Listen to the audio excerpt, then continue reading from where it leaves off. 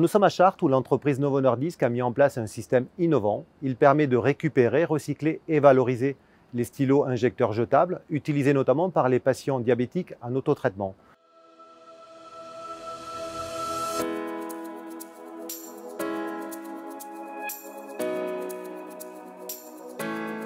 On a travaillé sur la mise à disposition des traitements pour les patients et favoriser leur usage à domicile le plus possible. L'inconvénient de tout ça, c'est que ce stylo injecteur pré-rempli est un stylo qui est donc jetable et qui en général va dans la poubelle. Dans le cadre du programme Retour Peine, de récupération et de recyclage de ces stylos, notre programme a pour ambition de pouvoir collecter ces stylos et s'assurer qu'on leur donne une deuxième vie. Les patients ont deux options.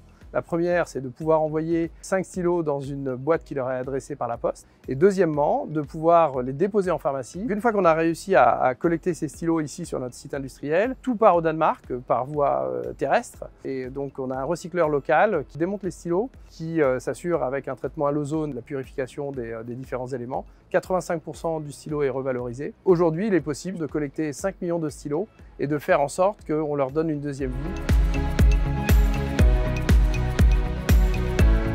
Jusqu'alors, en France, on avait un blocage juridique. Pour ça, on a fait appel à France Expérimentation et puis aussi au ministère de la Santé pour pouvoir nous accompagner.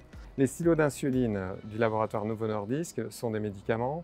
Logiquement, ils doivent être détruits pour éviter tout risque ultérieur. Le laboratoire propose de les utiliser pour une autre destination qu'un produit de santé. Nous avons été séduits par cette approche et nous avons travaillé de façon à faire évoluer un texte et permettre une dérogation. Le laboratoire Novo Nordisk a ouvert la voie. D'autres laboratoires peuvent candidater pour donner une seconde vie à leurs médicaments.